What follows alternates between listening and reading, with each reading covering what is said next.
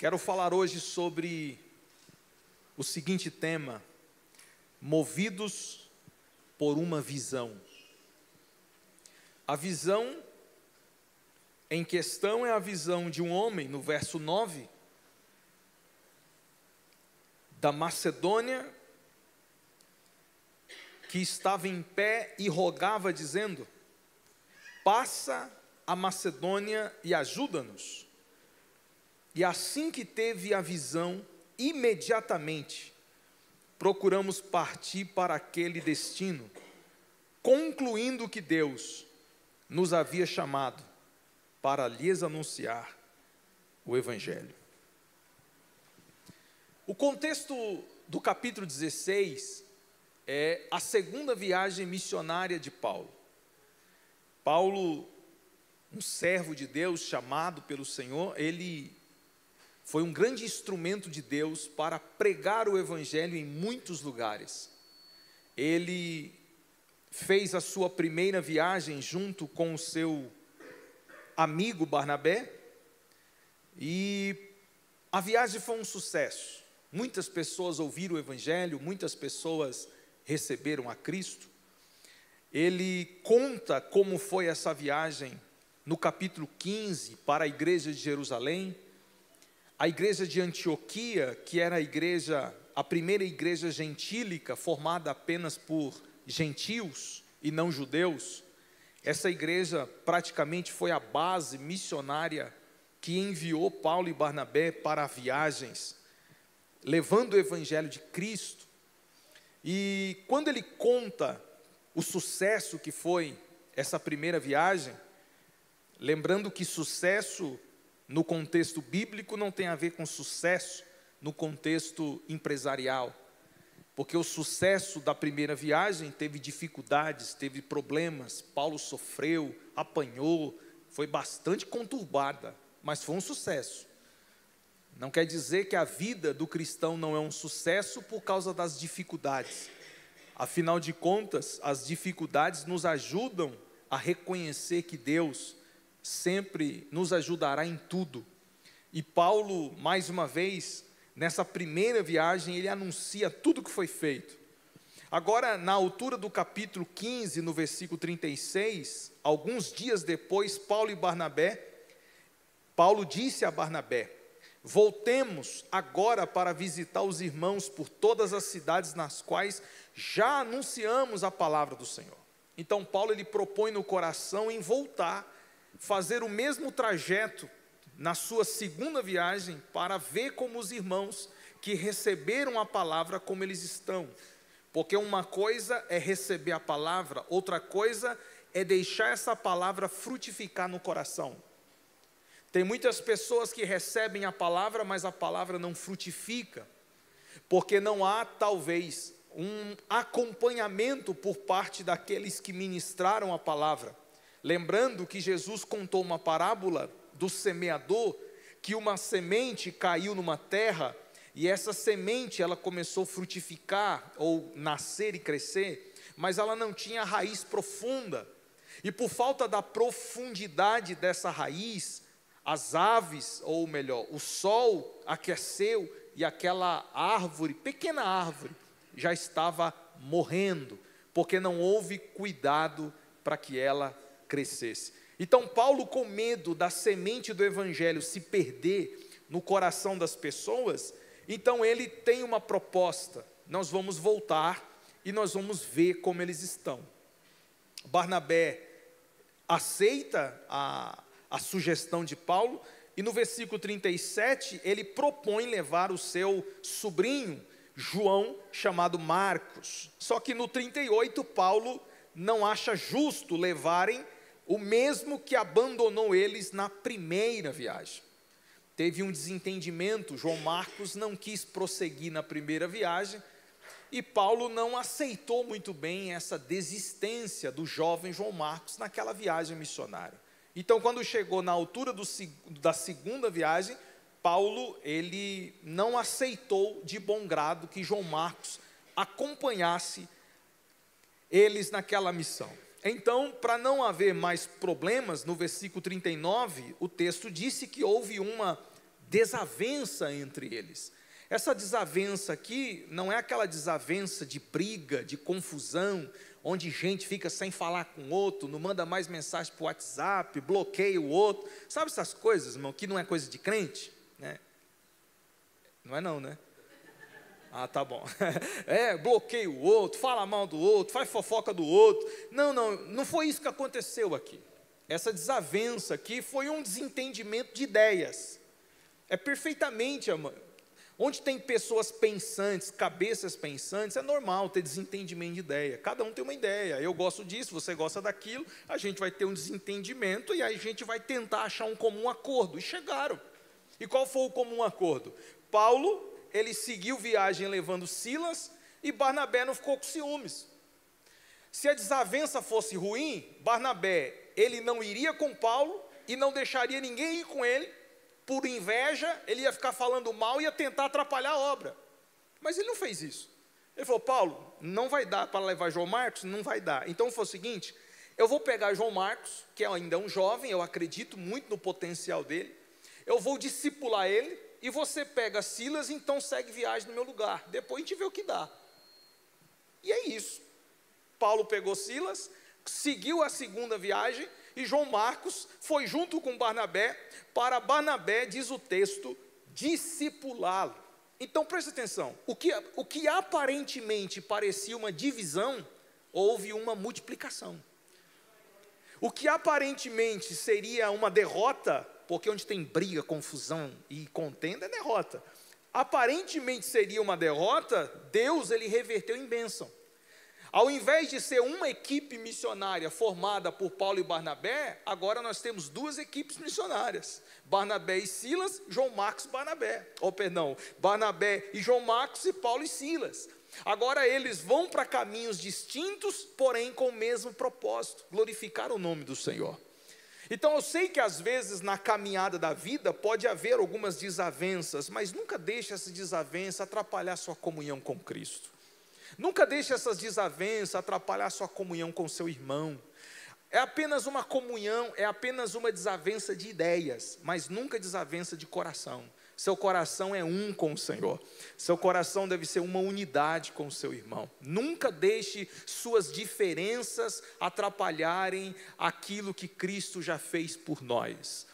Barnabé parte com João Marcos para Chipre, e Paulo pega Silas. E o texto fala que, no versículo 40, que eles encomendaram os irmãos à graça do Senhor. Passou pela Síria, passou pela Cilícia, confirmando as igrejas. Então Paulo ele fez o que propôs no coração. Ele estava confirmando exatamente tudo o que ele colocou no coração para fazer. Agora, a partir do capítulo 16, a partir do verso 1, Paulo ele chega à cidade de Derbe, à cidade de Listra. E Paulo sabia e tinha umas recordações que não eram muito boas dessa cidade não. Porque foi aqui que Paulo apanhou, foi aqui que Paulo foi apedrejado e quase morreu. Diz o texto que Paulo tomou tanta pedrada em Listra, que tiveram que puxar ele, arrastando ele para fora da cidade, e ele fingiu de morto, porque senão ia morrer de verdade. Era tanta pedra que jogaram em Paulo, que se Paulo não finge de morto, o povo não parava de jogar pedra, e ele ia morrer. Então ele teve que fingir que estava morto, e os discípulos dele tiraram ele daquele lugar, e foi exatamente nessa cidade. Veja só que coisa poderosa. Em um lugar que eles não queriam que o evangelho fosse pregado, o evangelho mesmo assim foi. E o melhor de tudo é que houve resultados. Às vezes te jogam pedra porque sabe que o que você é capaz de fazer. Às vezes te jogam pedra porque sabe que você vai dar resultados. Ninguém joga pedra em quem não dá resultado, irmão. Ninguém joga pedra em quem não tem nada para oferecer. Paulo estava ali ministrando o evangelho, aparentemente não estava dando em nada, aparentemente aquelas pedras colocariam fim no chamado de Paulo, quando na verdade aquelas pedras estavam apenas reconhecendo que Paulo foi chamado por Deus e que aquele ministério geraria muitos frutos para a glória do Senhor. E um dos frutos tem nome: Timóteo. O jovem Timóteo, no verso 1, é chamado de discípulo. Esse jovem Timóteo, filho de uma judia crente, pai grego, eles que davam bom testemunho em Listra, em Icônio, no verso 3, disse que Paulo quis que ele fosse em sua companhia. Paulo, ele conheceu a família de Timóteo, que agora se converteu ao evangelho. Provavelmente, na sua primeira viagem, eles aceitaram a Cristo. Agora esse Timóteo, ainda muito novo, ele embarca na comissão ou comitiva de Paulo e Silas para levarem o evangelho adiante. Então tudo o que eles passaram teve resultado, e Timóteo foi um desses resultados. Agora no verso de número 5, as igrejas eram fortalecidas na fé, dia a dia, e aumentavam em número. Por que aumentavam em número? Porque Paulo não desistiu por causa das pedras. Por que aumentava em número? Porque Paulo não abandonou seu chamado e seu propósito.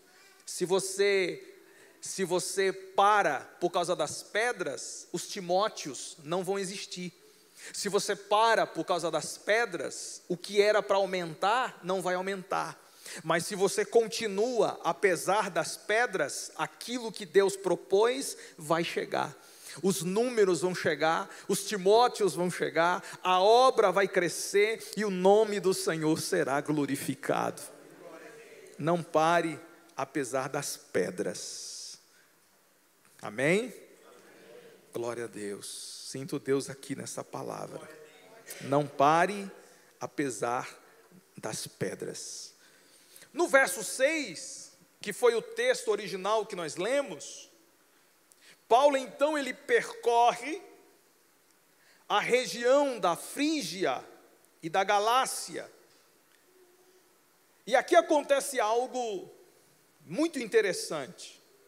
O texto disse que eles foram impedidos pelo Espírito Santo de pregar a palavra na Ásia.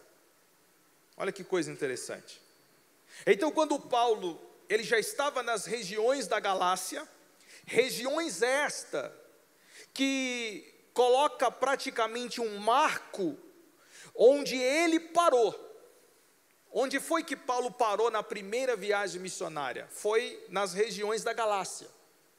Aqui é como se ele tivesse chegado no fim da primeira viagem, e no fim da primeira viagem, eu acho que eles fizeram uma reunião em grupo e disseram: para onde a gente vai agora? Porque a gente já saiu de Jerusalém, passou pela Antioquia, descemos pelas regiões de Derbe, de Listra, confirmando as igrejas, já anunciamos Jesus em todas as igrejas que nós já plantamos. Agora nós chegamos aqui onde nós paramos, na nossa primeira viagem. Eu acho que eles ficaram se perguntando: para onde nós vamos agora? Pelo desenrolar do texto, acredito eu, que talvez tenha partido do próprio Paulo a ideia de partir para a Ásia. Então vamos lá, eles estão na Galácia e Paulo orienta eles: eu acho que a gente vai sair daqui e a gente vai na direção da Ásia, porque a Ásia ainda não foi evangelizada, a Ásia ainda não chegou o evangelho de Cristo, então a gente precisa ir para lá. Só que o texto é muito claro, o Espírito Santo impediu eles de fazer isso. Existem ideias, existem planos que, por melhores que sejam, não estão alinhados com a vontade de Deus. Você pegou isso? Às vezes existem planos e ideias que nós temos e eles aparentemente são maravilhosos, mas mesmo assim não estão alinhados com a vontade de Deus. E Deus nunca vai abrir mão da vontade dele para fazer a sua. Não é porque Deus sabe que você gosta disso, que você gosta daquilo, que você prefere isso, que você prefere aquilo, que Ele vai fazer o seu gosto. Nunca você vai ver Deus barganhando com você ou você com Ele. A vontade de Deus sempre vai prevalecer. Sempre. Seu sonho pode ser o sonho mais legal possível, mais piedoso possível, mas se Deus tem uma vontade, a vontade de Deus vai prevalecer, sempre. Deus impediu Paulo de ir para a Ásia. Por que Deus fez isso? Porque naquele momento não era o melhor para se fazer. Tem coisas na nossa vida que no momento não é a coisa certa para se fazer. E como eu sei o que fazer na hora certa? Consultando a Deus. É por Deus que somos guiados. É por Deus que somos direcionados. Quem impediu Paulo de ir para a Ásia foi o Espírito Santo. Por quê? Porque quem estava na direção da viagem não era Paulo, era o Espírito Santo. Você pode ser o líder da tua casa, mas lá dentro quem dirige é o Espírito Santo. Você pode ser o líder em qualquer setor da sua vida, mas se Deus é teu Deus, quem vai dirigir tudo é o Espírito Santo. Apesar de eu ser pastor aqui, mas quem manda aqui é o Espírito Santo. E nós temos que ser sensíveis à direção do Espírito Santo para fazer o que é certo, na hora certa, no tempo certo, no momento certo, porque é Ele que dirige os nossos passos. Ele, o Espírito Santo, impediu Paulo de prosseguir viagem, porque aquele não era o tempo de Deus. Pastor, mas pregar o Evangelho não é importante? Sim. Então não interessa onde eu prego. Pode ser na Ásia, pode ser na Filícia, na Galácia, pode ser na Frígia, pode ser em São Sebastião, pode ser em Caraguá, pode ser em Ubatuba. Pregar o Evangelho, pastor, eu posso pregar em qualquer lugar. Sim, claro que pode. Não é certo pregar? Sim, mas existem coisas a se fazer debaixo da direção de Deus. E Deus estava dizendo para Paulo: Paulo, não é que eu não quero que você pregue o Evangelho aqui na Ásia. Eu quero dizer que existe uma outra direção que eu quero levar você primeiro. 2 anos depois, gente, 2 anos depois de tudo isso que aconteceu aqui, a Ásia recebeu o Evangelho. A terceira viagem missionária de Paulo, para onde vocês imaginam que Deus levou ele? Para a Ásia. A terceira viagem missionária de Paulo, 2 anos depois, foi Deus enviando ele para a Ásia.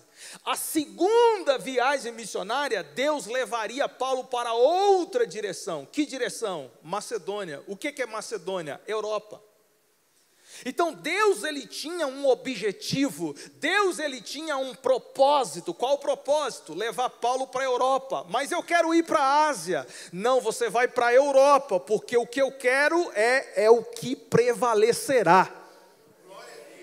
Ah não, mas eu vou para lá. Não, você não vai para lá, você vai para onde eu te chamei para ficar, para onde eu te chamei para estar, para onde eu te chamei. É Deus quem chama, é Deus quem dirige, é Deus quem faz, é Deus que está no controle das nossas vidas.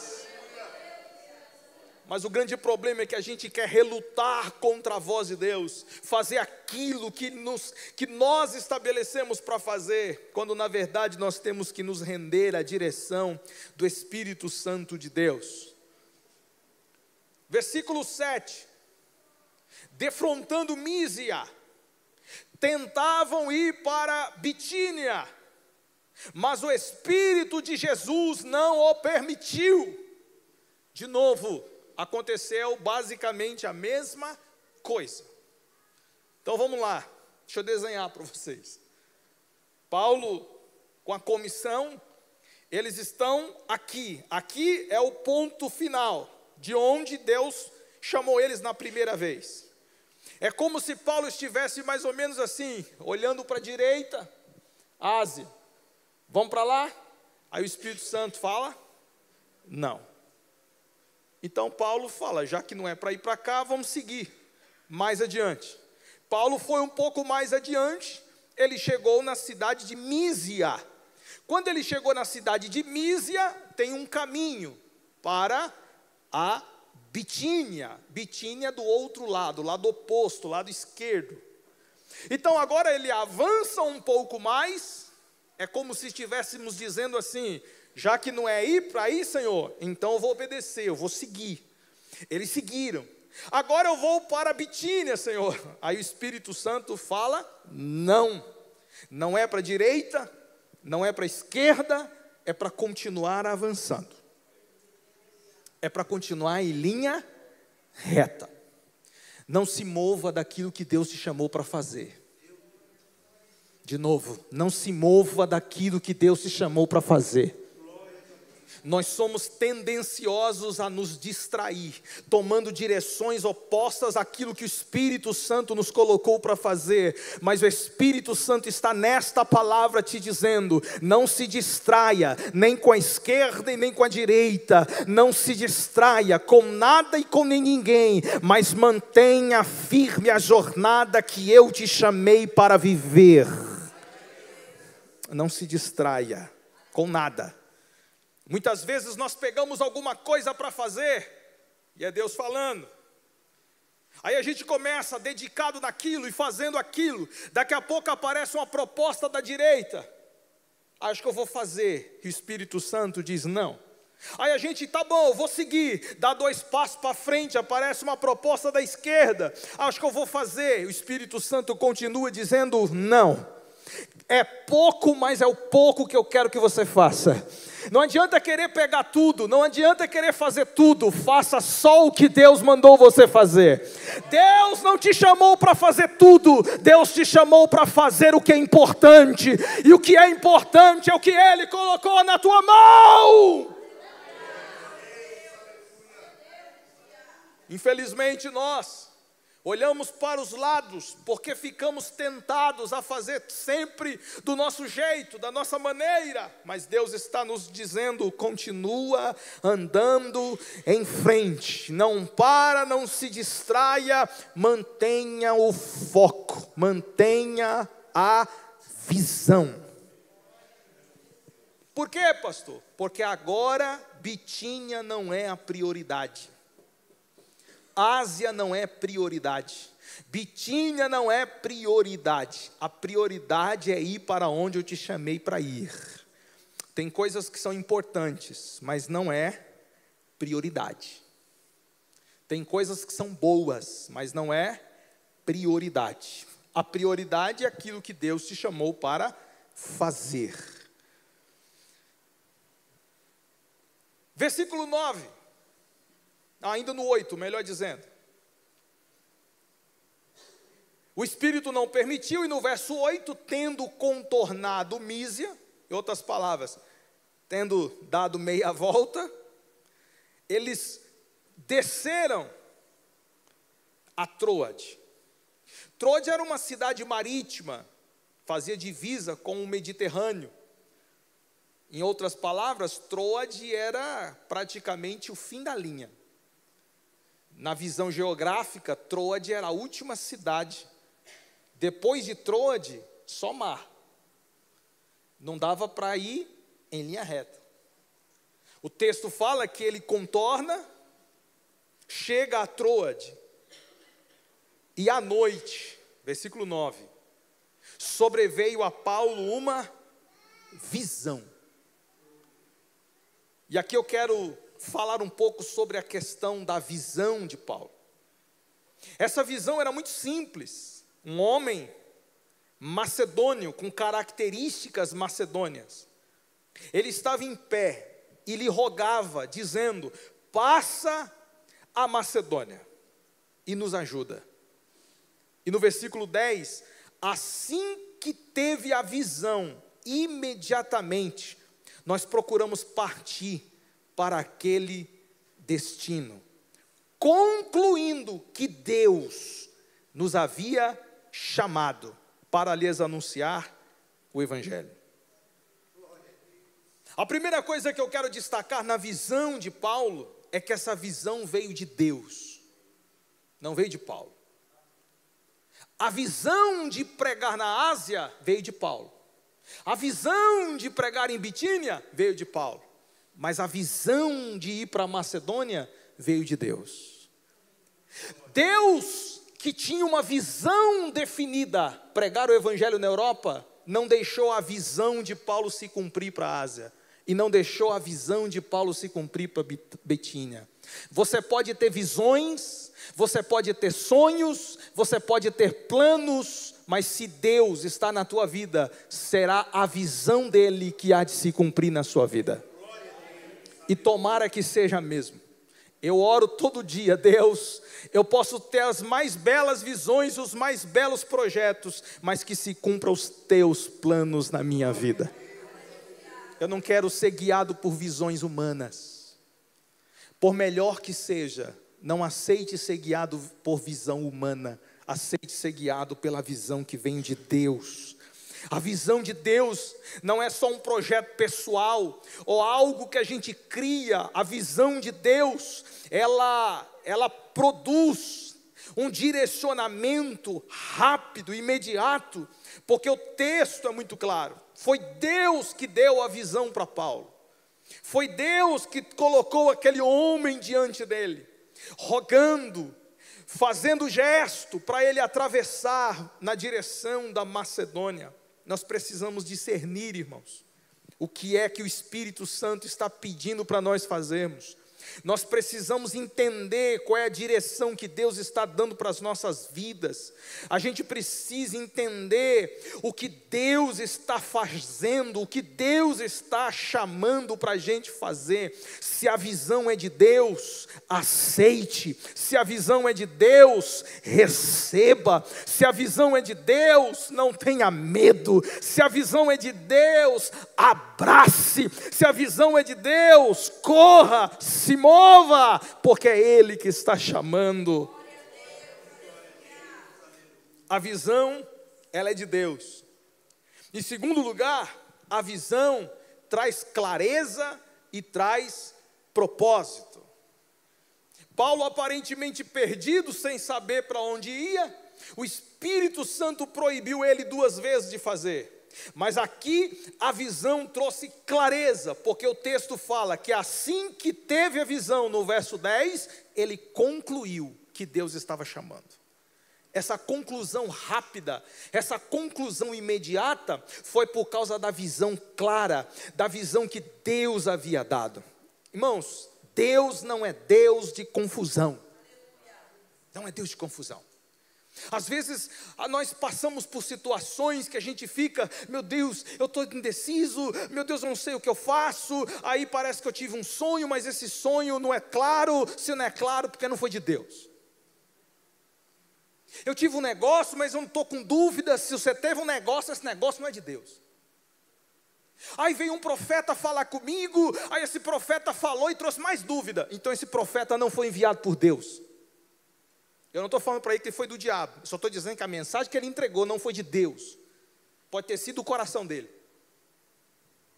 A mensagem que Deus traz é uma mensagem clara, com propósito. Eu estava testemunhando recentemente para uma pessoa, num aconselhamento, e a dúvida da pessoa: pastor, qual é a grande dúvida que a gente tem em questão de casar com uma pessoa, se é de Deus ou não? Eu falei assim: eu também já tive essa dúvida. Já tive essa dúvida. E eu contava para a pessoa. Eu cheguei no meu pastor e disse o seguinte: pastor, é o seguinte, eu não vou mais namorar a Érica, não. Estávamos há um aninho, quase 2 anos namorando, porque eu não sei se ela vai ser minha esposa, eu ainda sou novo, e eu não sei se eu vou casar, então eu não vou mais namorar ela. Aí ele olhou para mim e falou assim: mas você tem certeza que você vai fazer isso? Não, certeza não tenho. Mas eu não tenho certeza que eu não vou ficar, mas eu também não tenho certeza se é ela, então não sei, eu vou largar. Então foi o seguinte, nós vamos orar. E você vai abrir a Bíblia. Ixi, lá vem o pastor. Eu falei: pastor, não faz isso não. Você vai abrir a Bíblia depois que eu orar. E o que Deus falar aí é a visão dele para a sua vida. Aí apertou, irmão. É mesmo, pastor? Eu já lembrando aqui esse texto de Ezequiel, aquele texto difícil, sabe? Eu já lembrei aqui esse texto de Isaías, né? Põe em ordem tua casa. Eu já comecei, já tá passando mal já. Eu falei: tá bom, pastor, você é homem de Deus, amém. E ele orou. Abre a Bíblia, meu filho. Aí eu, com medo danado, eu abri a Bíblia assim, irmãos, caiu lá em Mateus capítulo 1. E o anjo de Deus disse a José. Já conhece, né? Não temas receber Maria como a tua esposa. Eu falei: oh Deus, mas tu é bom, tu fala desse jeito mesmo. Irmão, eu não estou contando isso para você ficar toda hora, né? Abrindo Bíblia. Não é isso não, viu? Porque eu não gosto disso. Eu estou dizendo que Deus usou o pastor para falar daquele jeito. Foi a visão que Deus deu naquele momento para aquela situação. Eu olhei para ele, respirei fundo, eu falei: pastor, não está mais aqui quem falou. Não está mais aqui quem falou, né? Eu vou correr atrás, vou trabalhar para casar. Agora não tem mais volta. Deus está nessa coisa, desse negócio, Deus está nos dirigindo. E foi um testemunho de vida, irmãos, que eu vi Deus trabalhando, Deus agindo na minha vida. Eu estava pronto a fazer igual Paulo, ir para a Ásia. Eu estava pronto a fazer igual Paulo, tomar uma decisão que não estava na direção de Deus. Mas Deus foi tão bom que disse não. Ele me impediu. Ele me pediu e ainda deu uma visão clara para eu fazer a coisa certa. Esse é o seu Deus. Ele não só vai dizer o que não é para fazer, Ele também vai dizer o que é para fazer. Porque tem gente que acha que Deus é igual um pai carrasco que só fala não é assim não, meu irmão. Tem coisas que Deus fala não é, mas tem coisas que Deus vai dizer faça. Porque Deus, Ele tem prazer naquilo que é certo. A visão trouxe clareza, a visão trouxe propósito. Coloca na tela Provérbios 29, 18. Provérbios 29, 18. Olha o texto. Não havendo profecia, essa palavra profecia, ela também é traduzida como direção, como visão, porque a missão de um profeta era orientar, era dirigir, era trazer clareza para a nação. Não havendo profecia, o povo se corrompe. Em outras palavras, o povo fica desorientado, sem saber o que fazer. O povo perece. Então o que Deus estava dizendo? Quando tem um profeta, quando tem uma lei, quando tem uma visão, quando tem uma direção, o povo não se perece, o povo não se corrompe, o povo fica orientado, bem alinhado, bem aplumado. Quando Deus dá visão, a visão nos causa firmeza e nos orienta a andar naquilo que Ele estabeleceu. Não se mova por emoção, se mova por visão. Às vezes nós somos muito emocionados, muito emotivos. E a gente toma decisão com base em emoção, a gente vai para lugares, ou sai de lugares, ou entra em ambientes, sai de ambientes, vai para um canto, vem para o outro com base na emoção.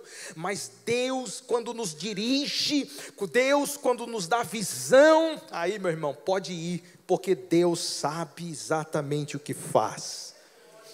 Uma vida sem visão é uma vida sem foco, sem direção. Mas quando Deus nos dá uma visão, Ele nos dá também o propósito para o qual nós fomos chamados. Paulo sabia que a Macedônia precisava do Evangelho. E ele estava disposto a seguir a visão que Deus lhe deu, mesmo que isso significasse novos desafios. Você tem uma visão clara para a sua vida? Você entende o propósito que Deus tem para você? Você entende o seu chamado? Você compreende a direção que Deus está te chamando para viver nesse tempo, nesse momento? Você entende o ambiente que quer ficar? Você entende com o que Deus te chamou para viver? Porque se você está perdido, sem saber e sem direção, você precisa de uma visão de Deus. E a visão de Deus é clara e traz propósito. Quem sabe Ele te chamou aqui nessa noite para te dizer isso. Você não pode viver desorientado, você não pode viver perambulando de um lado para o outro. Você precisa se firmar naquilo que Ele te chamou, aceitar a palavra dEle e viver para a glória dEle. Aceite o que Deus te chamou para viver. Não é o que você quer, é o que Ele quer. E o que Ele quer é que você viva no centro do propósito e da vontade dEle. Louvado seja o seu nome. Em terceiro e último lugar, assim que ele teve a visão, imediatamente, versículo 10, imediatamente, ele procurou partir. Glória a Deus. A visão é de Deus, ela traz clareza, traz propósito, e ela requer resposta, ela requer ação, porque tem muita gente com visão e pouca ação. Tem muitos visionários, vislumbrados, cheios de ideais e de planos, mas não age, não avança, o medo paralisa. Paulo, quando entendeu que a visão era de Deus, que a visão trazia clareza, que a visão era bem definida, quando ele entendeu que aquele homem da Macedônia chamando ele entendeu para onde ele deveria ir, imediatamente ele partiu. Ele não ficou pensando, ele não ficou fazendo cálculos, uma viagem para a Macedônia, combustível, alimentação, sei o que, translado, mar. Não. Porque se Deus chamou, Deus vai cuidar. Porque se Deus chamou, Ele já pensou no que você vai precisar lá na frente. Se Deus tem um chamado, Ele não vai te chamar para uma furada. Se Deus te chamou, Ele não vai te chamar para uma roubada. Se Deus te chamou, Ele vai suprir suas necessidades. Aleluia. É o Deus que é Pai e entende a nossa necessidade. Ele disse assim: vem. O varão da Macedônia, o homem vestido com roupas da Macedônia, estava dizendo: vem. E Paulo viu e entendeu: é Deus me chamando. Tem gente que entende que Deus está chamando, mas não se move. Ah, meu Deus. Tem gente que vem para o culto, ouve Deus chamando ele, mas ele não se move. Entra semana e sai semana, entre mês e sai mês, ele entende, Deus está me chamando, mas não toma decisão, não se posiciona. Aleluia. Deus quer posicionamento essa noite.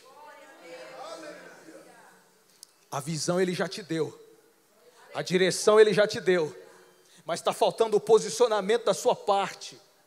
Está faltando corresponder, está faltando ação. Paulo imediatamente se levantou e partiu. Você precisa partir, você precisa avançar, você precisa se mover, você precisa trabalhar, você precisa andar, você precisa pregar, você precisa cantar, você precisa profetizar, você precisa ir na direção que Deus te chamou. Aleluia. Sinto Deus aqui. Dá uma olhadinha para esse crente bonito do seu lado. Fala para ele: vamos nos mover? Vamos nos mover? Vamos nos mover. Espírito Santo, se mova, avance. Deus está chamando. Para de procrastinar, diz o Senhor. Para de deixar para amanhã. para de empurrar, para de passar a bola para o outro. Deus está dizendo: é com você.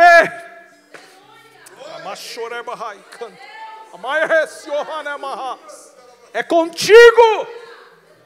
A visão foi eu quem te dei, diz o Senhor. Parte, concluindo que Paulo disse: levante-se e parta na direção que Deus te chamou para viver. Não fique enrolando, não. Será que é comigo? Será? A visão que Deus dá é clara. Mas e se não tem se Deus te chamou, se levanta e vai. Mas e se dar errado, se Deus está na direção, não vai dar errado. Ele é perfeito. Ele sabe o que faz. Mas e se, não, irmão, para de desculpa, se levanta. Troade, geograficamente, era o fim da linha. Troade, geograficamente, não tinha mais nada para ir para frente. Mas Deus estava fazendo o quê? Vem. Às vezes a nossa vida é assim, irmão. Parece que a gente chegou no fim. Parece que a gente chegou no limite. Aí vem Deus com visão clara e com propósito, dizendo: vem. Mas Senhor, ir para onde? Vem.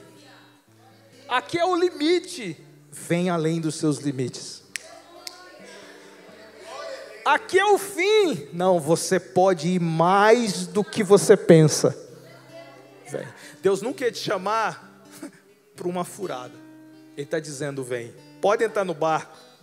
Se não dá para ir por terra, vai pelo mar. Mas você vai. Se não dá para fazer de um jeito, faça de outro. Mas você vai.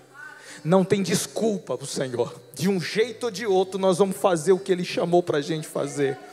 Por quê, pastor? Porque a Macedônia precisa de ajuda. Tem gente precisando de ajuda e você pode ajudar. Levante a mão, levante a mão. Vou dizer de novo, tem gente precisando de ajuda. Você que está com a mão levantada, pode ajudar.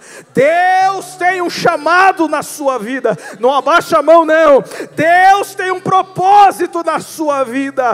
Deus vai usar suas mãos, vai usar seus pés, vai usar sua boca, vai usar seus recursos, vai usar sua capacidade, vai abençoar muita gente. Ele vai segurar agora nas suas mãos e Ele te renova, te fortalece, te capacita, porque tem gente precisando e é você chamada para fazer essa obra. Só quem acredita nisso, fecha a mão e adore o nome do Senhor. Oh,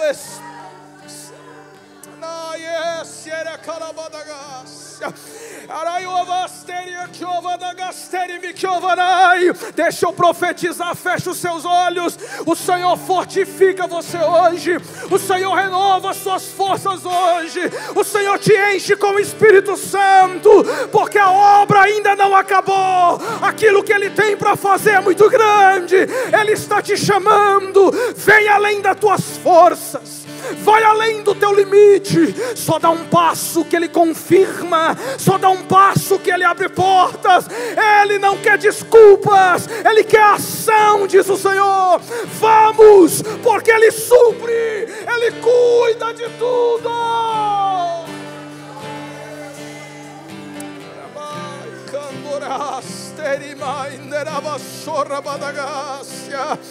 Mova, porque Ele nos deu uma visão para nos mover.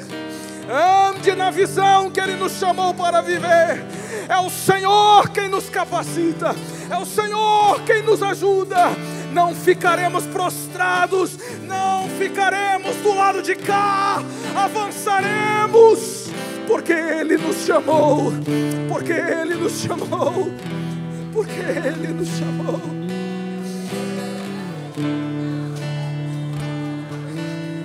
Pode adorar, com seus olhos fechados, com o seu coração aberto, pode adorá-lo.